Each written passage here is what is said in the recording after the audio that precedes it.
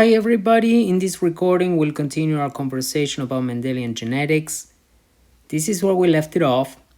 Mendel postulated that individuals carry traits for each of their physical characters that they inherited from their parents. In the process, he describes the phenomenon of dominance by which certain traits might dominate over others. But more importantly, what he postulates is that when an individual is making gametes for sexual reproduction, those traits that are inherited from each of the parents for a given character are deposited into those gametes with equal probability. So that's the formulation of Mendel's first law, or the principle of equal segregation. That is that traits for each given character had equal chance of being placed into the gametes, in the case of his pea plants, pollen grains, or ovules, and therefore be passed down to progeny. Mendel's first law is at the core of solving many problems in genetics, in Mendelian genetics. So what we'll do now is go through a series of processes or approaches that you can take to solve problems like the ones you're going to find in quizzes and in the exam. The very first thing that you should do, like when you solve any problem, math problem, chemistry problem, etc., is to gather the information that you have and the information that you need. So one of the first things that you should ask yourself is this question asking about genotypes or phenotypes? And then you will notice that there is two kinds of questions. There is those questions that ask about the probability of a given genotype or phenotype, so a specific combination of alleles or a specific phenotype as a result of the combination of those alleles. And there may be other problems that ask about the entire distribution of possible genotypes and phenotypes. So given a specific genetic cross, what are all the possible combinations of genotypes and corresponding phenotypes that you might expect from that cross, and in what ratios or proportions?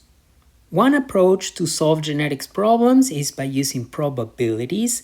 And when using probabilities to solve genetics problems, there is two rules that we need to always bear in mind and that we will apply accordingly to two different aspects of fertilization and the prediction of progeny from a cross. One is the multiplication rule, depicted up here in red, and that is, it's a rule that says that the probability of two outcomes, Q and R, happening simultaneously in combination equals the product of the probabilities of Q and R independently. So if you are asking what is the probability that certain outcomes will combine, what you're asking is what is the probability of each of those outcomes independently and then multiplying them. Then we have another rule named the rule of sum of probabilities that applies to those cases in which we're asking about the probability of alternative outcomes. Whenever there is an instance in which we're interested in whether Q happens or R happens, but not when they both happen simultaneously, when either of them happens, then the probability that either of them will happen is calculated as the sum of each of those outcomes, the probabilities of those outcomes calculated independently. So in this case, it would be the probability of Q plus the probability of R. And in all these cases, obviously, we're assuming that the probability of a given outcome is independent from previous events or from events that are happening in parallel. The idea here is, for instance, when you're calculating the probability that a given allele will end up in a gamete, for instance, you can safely assume that the probability of a given allele ending up in a gamete is independent from what's happening to other alleles from other genes or to what may be happening in different gametes. So let's work through this example. Let's say that they tell us that there is a cross between two plants, both of which are heterozygote for flower color. So we know that they're both heterozygote, meaning capital A, lowercase a, cross to capital A, lowercase a. And the question is, what is the probability of homozygote dominant in the progeny? So one approach to calculate this is basically asking the question, what is the probability that one gamete will carry the dominant allele and the other gamete will carry a dominant allele as well? In other words, what is the probability that both gametes will have a dominant allele? And we multiply those because we're asking about a combined outcome. So what is the probability that the first parent plant will put a dominant allele in a gamete? Based on the law of segregation, Mendel's first law, we know that from a heterozygote individual, there is a 50% chance that the dominant allele will end up in a gamete. And the same applies to the second parent. So the probability that a dominant allele is placed in a gamete from the second parent, which is also heterozygote, is also 50%. Because we're asking about the combination of those outcomes into the zygote after fertilization, essentially we need to multiply these two independent probabilities and we get a final probability of 0.25 or 25%. Both ways of expressing this are correct. Here's another example, same cross, two heterozygote plants for flower color. And the question this time asks about the probability of homozygote recessive. So what I'm going to do now is I recommend that you pause this video briefly, try and solve it for yourself, and then we go through the solution together. Cool, so the solution to this problem obviously is very similar to the previous one. We first calculate what is the probability that the first parent will place a recessive allele in the gamete that will lead to the progeny. And because the parent is heterozygote, has one type of allele, one of each type of alleles, the probability that the recessive allele will be placed in a gamete is 0.5 or 50%. Second parent, same thing. So the second parent is also heterozygote. The probability of the recessive allele ending up in the gamete, 50% or 0.5. And the product of both, once again, is 0.25 or 25%. Now, let's go through a slightly trickier scenario now. The cross is always the same, two heterozygotes crossed, and then the question this time is what is the probability that progeny will be heterozygote for this locus? So if we apply the same reasoning, we would say, for instance, that the probability that the first parent contributes a dominant allele is 50%, and that the probability that the second parent contributes a recessive allele is also 50%. Remember, both parents are heterozygotes. So we may be tempted to say that the probability that progeny is heterozygote, one capital A, one lowercase a, is 25%. But that answer actually is wrong, and here's why. When it comes to heterozygotes, we need to remember that for progeny to be heterozygote, to have one dominant allele and one recessive, there are actually two alternative combinations of gametes that will give rise to progeny that is heterozygote. We can have either the first parent contributing the dominant allele and the second parent contributing the recessive one, or a different alternative is the first parent contributing the recessive allele and the second parent contributing the dominant one. So what we need to do here is calculate the probability of each of these two combinations, which we'll continue doing using the multiplication rule, because we're asking about the probability of combined outcomes, so we will continue doing those multiplications. In this case, the probability that the first parent contributes the dominant and the second the recessive would be 0.5 times 0.5 for 0.25 subtotal. And then we calculate separately the probability that the combination of alleles in the progeny is the other way around.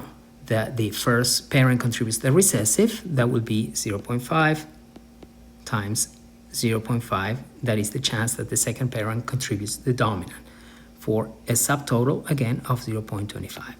Now, these two independent outcomes are alternative ways to get a heterozygote in the progeny. And in this case, instead of using the multiplication rule, we use the sum rule.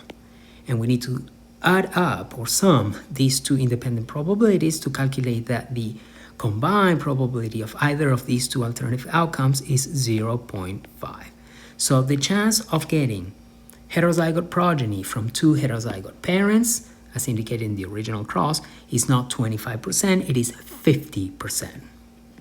This is why we need to be a little careful when we're using probabilities to solve these kinds of problems that involve heterozygotes. Hence, I say here, beware of the heads. Because remember that heterozygotes in progeny can result from two alternative combinations of gametes, with either parent contributing the dominant allele and either parent contributing the corresponding recessive. Once again, now why don't you go ahead and try for yourself? Here's a genetic cross that changed slightly. So notice that now one of the parents is homozygote dominant and it is crossed to a heterozygote plant.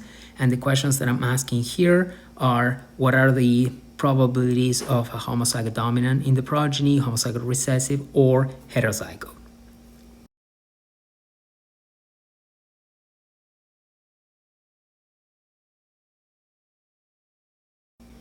In each case, what we'll do is we will calculate the probability that each parent is contributing the allele or alleles that could give rise to a specific combination in progeny. So when it comes to the homozygote dominant in progeny, we're asking the probability of dominant allele from one parent and the other as well. So from the first parent, the probability that it will contribute a dominant allele, that is 1.0. It's 100% chance because that first parent has nothing else but dominant alleles, right? Whereas for the second parent, the probability that it will contribute a dominant allele would be 50% or 0.5.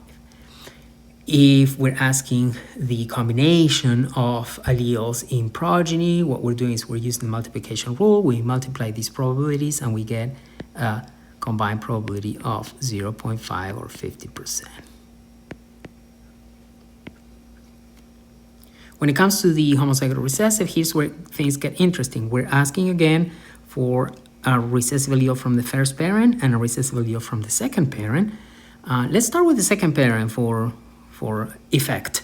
So the second parent has a 50% chance of placing a recessive allele in its gametes because it's a heterozygote. Where things get interesting is the first parent has a 0 chance of depositing a recessive allele in the gamete because it doesn't have any. So there's a 0 chance that there will be gametes from this first parent with a recessive allele in them. When we're asking the probability that these two gametes with the recessive alleles in them combine together, we're asking a combination of outcomes, therefore multiplication rule. We multiply 0 times 0.5 and obviously we get 0. So there is a 0 or a 0%, whichever you prefer, chance that there will be homozygote recessive progeny from a cross between a homozygote dominant plant and a heterozygote one. And finally, when they're asking us the probability of a heterozygote in progeny, once again, we need to take into account both possible combinations. So what is the probability that the first parent contributes the dominant and the second the recessive? What is the probability that the first one contributes the recessive and the second parent contributes the dominant?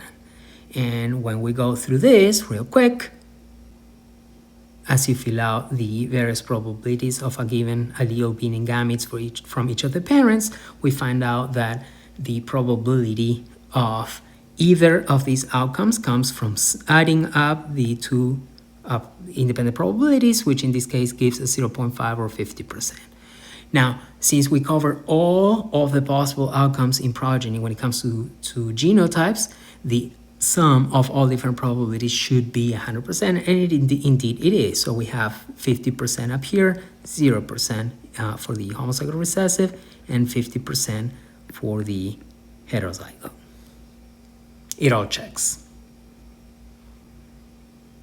So far, we've been working with the probability of specific genotypes, but the question might also refer to a phenotype. So what would happen if the question asks something about the phenotype in these crosses? For example, let's assume that the question is asking us from a cross between two heterozygotes for flower color, what is the probability of getting white progeny in the background? Because white is recessive to purple, the probability of the progeny being white equals the probability of the progeny being recessive homozygote, right? That's a feature of this particular phenotype. It is recessive to purple, so the only way to see white flower plants is if those plants are homozygote recessive. So this problem, once again, becomes about solving the probability for homozygote recessive. We've done it before, 50% chance that each of the parents places a recessive allele in the gametes, and therefore the combined probability or the probability that those gametes will combine results in a multiplication of those individual probabilities for a probability of being the progeny being white flower being 25%. If instead the question asked what is the probability of the progeny having purple flowers, now we need to take into consideration what two genotypes would produce purple flowers. The two genotypes that produce purple flowers are either the homozygote dominant or the heterozygote. And remember that when it comes to the heterozygote, we need to take into account both combinations of alleles from each of the parents. So in a way, asking what is the probability of purple is like asking what is the probability of any of these alternative possibilities. The possibility that the progeny is homozygote dominant, or that it is heterozygote such that the first parent contributes the dominant, second parent contributes the recessive, or the probability that is heterozygote but this time with a reverse combination. It's all solved here, and you can follow the numbers and you see how the different combinations of probabilities result in these outcomes, and therefore the sum of probabilities that progeny will have purple flowers ends up being 0.75 or 75%. And it kind of checks with our previous slide. In our previous slide, we calculated that the probability of progeny having white flowers was 25%. For this character, there's only two options, either white flowers or purple flowers. So if the probability of white flowers in progeny is 25%, the probability of purple flowers has to be the rest. And the rest is 75% in this case. Let's do this again. Now you give it a try, pause this video and see if you can solve this question. The only thing I would bring your attention to is the cross changed slightly. Now we're crossing a homozygote dominant plant with purple flowers to a plant that is heterozygote with purple flowers as well. And the questions are, what are the probabilities of having progeny with white flowers or purple flowers? So go ahead, pause the video, fill in the numbers, and then we'll discuss it together. Okay, so here are the numbers. As usual, what we did was go down the different combinations of alleles and ask the question, what is the probability that the first parent would contribute the corresponding allele? In this case, a recessive allele from the first parent and a recessive allele from the second parent for the homozygote recessive. And here's where things quote-unquote break down, because the first parent cannot contribute a recessive allele. Therefore, the chance of a gamete having the recessive is 0, which nullifies that particular allelic combination. So the probability of progeny with white flowers in this particular cross is 0%. Now you can go ahead and fill in the numbers for the rest of the different combinations and get the particular allelic combinations that will give you plants with purple flowers. A shortcut in this particular case is simply saying these flowers can be either white or purple. If I've already calculated that the probability of white flower progeny is 0%, I automatically know that the probability of purple flowered progeny has to be 100%. But in any case, if you went through these and filled in the numbers and did all the calculations, it's good because it was good practice. Once again, the only thing that I would call your attention to is the fact that when we're calculating the probability of this particular allele combination down here, that is heterozygotes that come from the first parent contributing a recessive and the second parent contributing a dominant. Since the first parent cannot place a recessive in gametes, the probability of that gamete is 0, and therefore the probability of that particular heterozygote combination is 0% as well. That is not to say that there cannot be progeny that is heterozygote. There can. It's just that those heterozygote progeny will come from fertilizations in which the first parent contributed a dominant and the second parent contributed the recessive. We're now gonna change gears completely, and we'll start discussing using Punnett squares. Some of you may have done this before in previous courses. The use of Punnett squares has advantages and disadvantages. The advantage is that in many ways it's easier and less error prone than calculating probabilities, mostly because of that glitch with the probability of heterozygotes that I mentioned in previous slides. It's easy to forget that you can get heterozygote in progeny by allelic combinations either way from each of the parents, and therefore it's a little more error prone than using Punnett squares. The disadvantage of Punnett squares is that you often need to draw out the entire square and then home in on the cell or cells that address the question they have at hand. So we'll go through how you build a Punnett square, how you use it, and then in practice, you'll decide which one works better for you. So when building Punnett squares, what we need to do is first determine the number of rows and columns that your square will have. And I would strongly recommend that you use what I like to call the 1-2 rule. What I mean by that is you take a look at the first parent and then you ask yourself, how many different allele types does this first parent have? In this example, we see that the first parent is a heterozygote, so it has two different types of alleles. It has the dominant and the recessive. So this Punnett square will, in consequence, have 2 rows. Then we ask ourselves, how many different allele types are there in the second parent? And we can see here that the second parent is a heterozygote as well. Therefore, the second parent also has 2 different allele types, and this Punnett square will have 2 columns.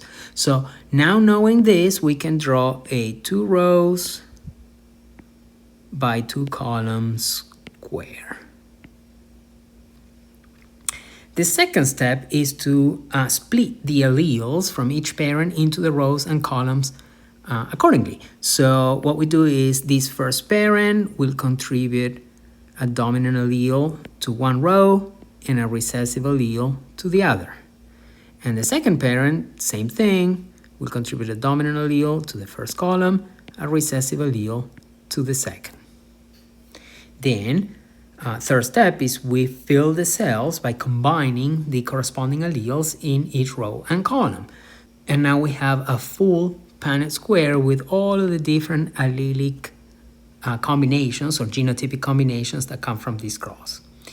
Then last, and here's where some people trip, so heads up everybody, last we ask what is the question that they're asking us, right? Because depending on the question is the number of cells that we need to circle in our square and divide by the number of total cells. So let's say that, like in some of the previous problems, they're asking us about the probability of progeny being heterozygote, right? This was the one that gave us a little bit of a headache when using probabilities. So in this case, what we would do is we would come into our Punnett square and circle all of the cells that have this characteristic of heterozygosity. So in this case, it would be this lower left quadrant and the upper right quadrant. Those are the 2 cells that have a heterozygote in them.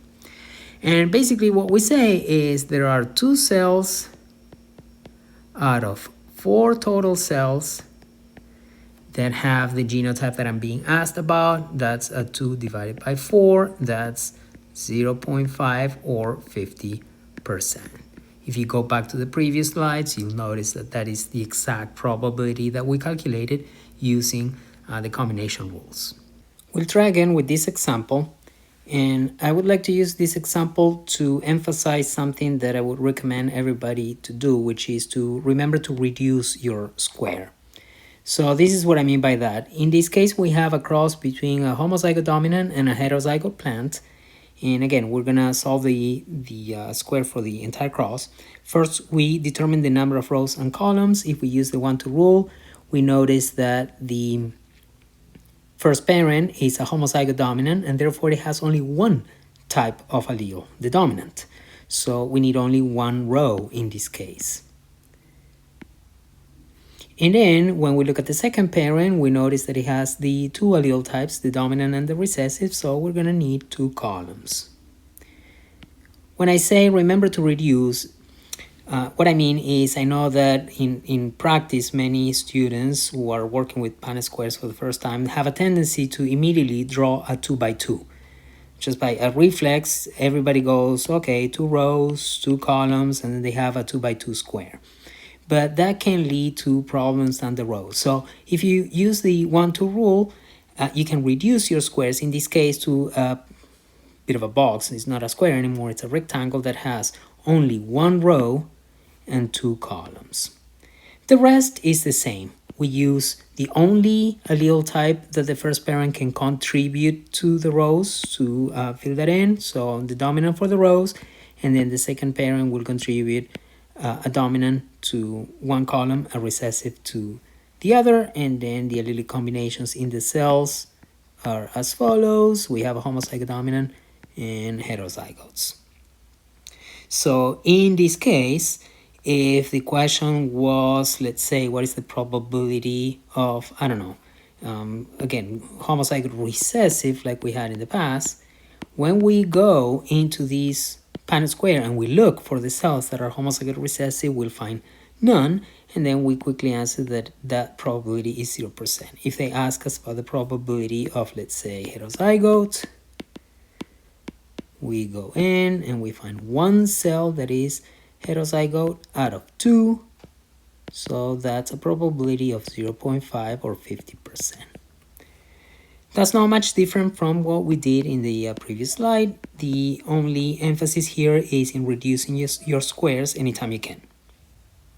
So these are the two basic approaches to solving simple Mendelian genetics problems, as we will see when we extend our problems to more than one gene, to 2, 3, or more genes.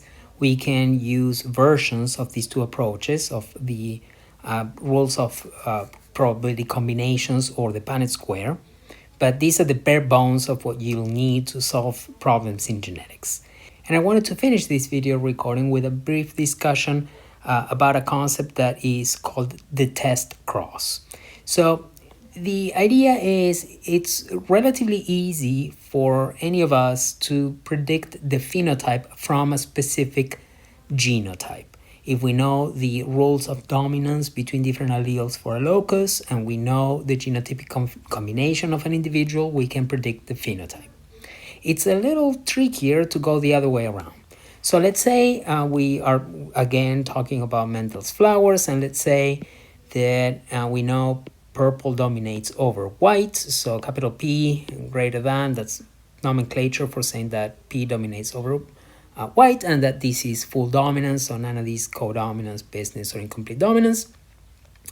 And they show us two plants, one with white flowers and one with purple flowers. If the question is what are these flowers' genotypes, for the white flower plant it's easy. We know that white is the recessive phenotype, and therefore the only genotypic combination that can give you white flowers is the homozygote recessive. For the purple flower plants, it's a little trickier because it could be either a heterozygote or a homozygote dominant. Either of those would work. And you will see in textbooks and various sources that we often denote that reality that these dominant phenotype individuals could be either homozygote dominant or heterozygote for genotype as the capital letter that corresponds to that locus and an underscore. That's a way of saying that this individual could be either homozygote dominant or heterozygote. So the question becomes, if you have in front of you an individual that shows a dominant phenotype, how do you know if it is one or the other, if it is a homozygote dominant or a heterozygote? And it is for that we use a concept called the test cross. So basically in the test cross, what we do is we cross our mystery individual with a dominant phenotype with a homozygote recessive individual for that character. So in this case, we would cross our mystery purple plant flower with a white flower plant. And the idea behind the test cross is as follows. If the purple flower plant, the mystery plant, is a homozygote dominant, then we can calculate the probability of heterozygote progeny or homozygote recessive as follows. We always do the same. We calculate what is the probability that the first parent contributes a dominant to the gamete and the second parent contributes a recessive. In this case, the probability of a dominant allele from the mystery plant is 1 because the mystery plant has nothing but dominant alleles, and the probability of the recessive allele from the second plant is also 1 because the homozygous recessive has nothing but recessive alleles. So the probability of a heterozygote in this case would be 100%. When we calculate what is the probability of a homozygous recessive, what is the probability that the first parent contributes a recessive to the gamete? 0. What is the probability that the second parent contributes a recessive to the gamete? 1. But 0 times 1 is 0. What that is saying is that the probability of heterozygote plants is 100%. The probability of homozygous recessives is 0. 100% of the progeny will be heterozygote and will have purple flowers. Now, what was the other possibility for the mystery plant? The other possibility was that it was a heterozygote. When we work out the numbers, what we get is that there is a 50% chance that the progeny will be heterozygote and have purple flowers, and a 50% chance that the progeny is homozygote recessive and that progeny will have white flowers. You notice that in neither case did we calculate the probability that progeny would be homozygote dominant. We never even asked that question, the probability of homozygote dominant. Why? Because we know that one of the parents being homozygote recessive, the probability of a homozygote dominant in the progeny is simply 0. There cannot be a dominant allele contributed by that second parent, so the question is moot. So one simple use of the test cross is to determine if an individual with a dominant phenotype is either homozygote dominant or heterozygote for the corresponding locus. Right? So that's the case that we just went through. As we will see soon, later in this class, a test cross is also a way to determine what types of gametes and in what proportions an organism produces. Right? So in a way, when we conducted a test cross, we were asking what types of gametes can this phenotypically dominant individual, this phenotypically dominant plant, produce. And what we saw is that if the mystery plant was a homozygote dominant, the only type of gamete that it could produce is the one carrying a dominant allele, and therefore 100% of the progeny would be heterozygote, right? Whereas in the case that the mystery plant was a heterozygote, there would be 50% of the gametes that carried a dominant allele, 50% of the gametes that carried a recessive, and therefore there was a 50% chance of heterozygotes in the progeny and 50% chance of homozygote recessives. So not only are we determining what type of genotype a phenotypically dominant individual has, but also we can use the test cross as a way to determine what types of gametes, what types of different allele combinations an individual can produce. And this is something that will come really handy later on when we talk about recombination and mapping. Okay, everyone, this is a good time to pause briefly this video and go ahead and take the quiz.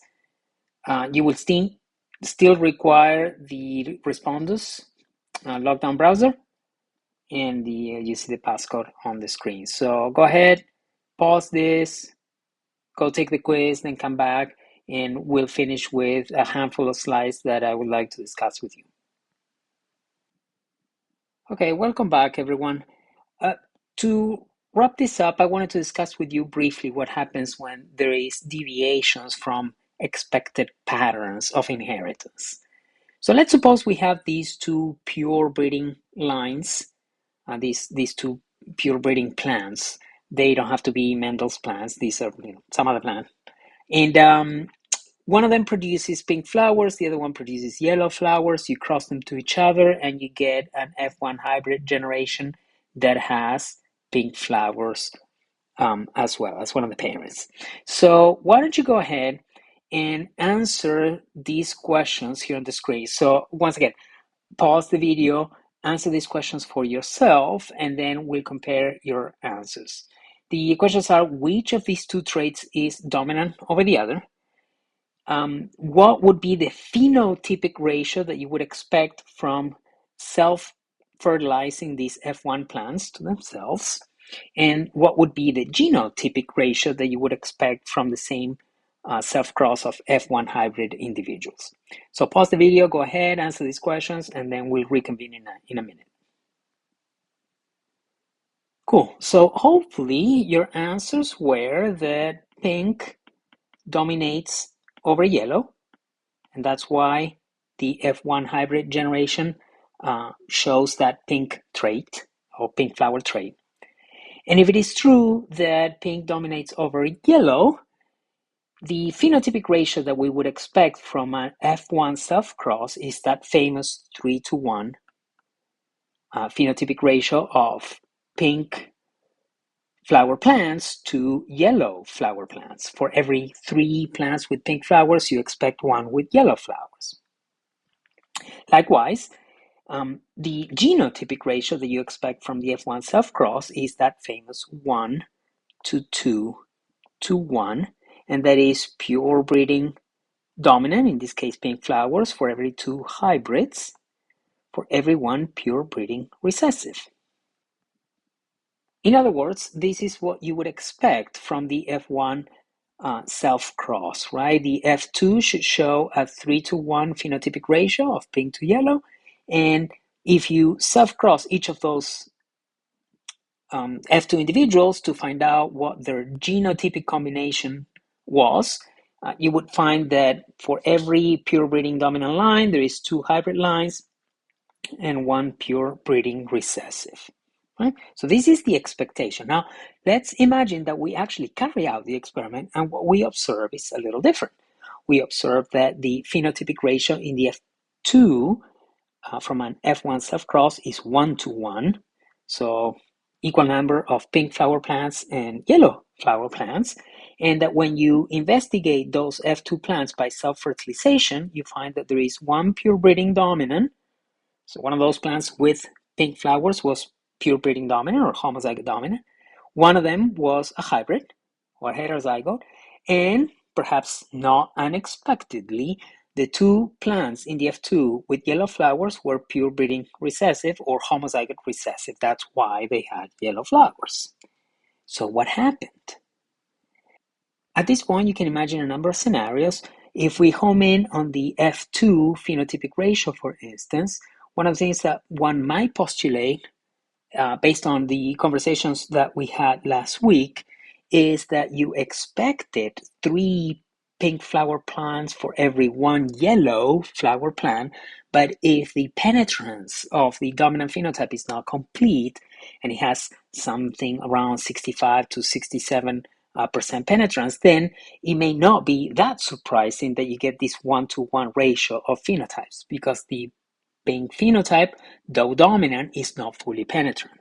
Now, of course, that argument kind of breaks apart when you see that instead of getting the 1 pure breeding dominant to 2 hybrid to 1 pure breeding recessive, you get this weird ratio of 1:1 to 2.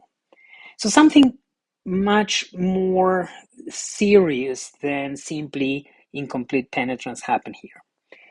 The reality is that nothing weird happened.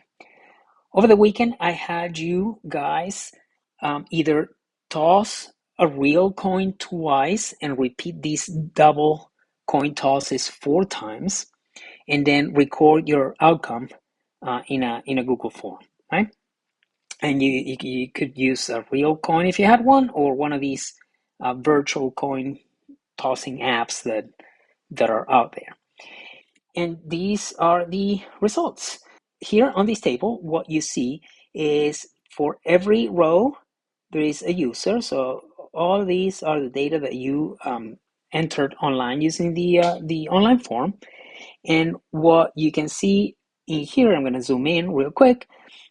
There was the number of double heads, the number of head tails in either order, and the number of double tails that you got out of the 4 trials, 4 times that you did this double coin toss. And what I'm doing here in column E is I had an Excel formula to indicate if each of these individual outcomes for each of the users followed or fit the 1:2:1 expected ratio of double heads to one of each to double tails. And then I formatted Excel such that if the data fit the 1 to 2 to 1 distribution, there would be a green cell with a yes in it. But if it didn't, there would be a pink cell with a no in red. Here's an example of a 1 to 2 to 1 that results in a yes on that fourth column, and then any other combination would be a no. Looking at the data across the rows, as you would probably appreciate, for most of you, the data did not follow or did not fit a 1 to 2 to 1 distribution, right? I didn't count, but most of these rows have no's in that column for fitting the 1 to 2 to 1. Here at the end, though, what I did was sum across all users and get the grand totals for each of these possible outcomes, the double heads, the one of each of the double tails. And as shown here, when you sum everything up and you calculate the ratios of those numbers to each other, we get that the ratios were 1.1 to 1.83 to 1.06. Not exactly a 1 to 2 to 1, but much closer. This is to illustrate that when you're working with a very small sample, when you're working with a very small universe of trials, in this case it would be the double coin tosses, you may get very drastic deviations from the expected 1 to 2 to 1 pattern. If we take a look at this user here, user 15 got 3 times a double head, 1 time a double tail, and 0 times one of each. That's very unexpected, but it did happen. It did happen, right? And for most people, the outcomes did not fit the 1 to 2 to 1. There's very few yeses and mostly nos. So when we translate this observation to what happened with the flowers, there's no need really with such a small sample size, like 4 F2 individuals from the F1 self-cross. There's no need to invoke any weird mutations or incomplete penetrance or weird dominance patterns or anything like that. It may simply be that the sample size was small enough that we simply had what we call sampling error. Sampling error is a concept in statistics, and it's simply saying that there is an inherent error when taking a small sample from a real entity, a natural entity. In this case, it would be all plants of this particular species. We're not looking at all plants on Earth of these species. We're not crossing all F1 plants or all hybrid plants on Earth for these particular species. We're crossing one plant or self-crossing one plant and getting 4 plants in the F2. So that was a very small slice of the universe of possible both allelic and phenotypic ratios from this particular species and this particular trait. Okay, that's all I had for today. Thank you for putting up with this recorded lecture, and I will see you soon in class.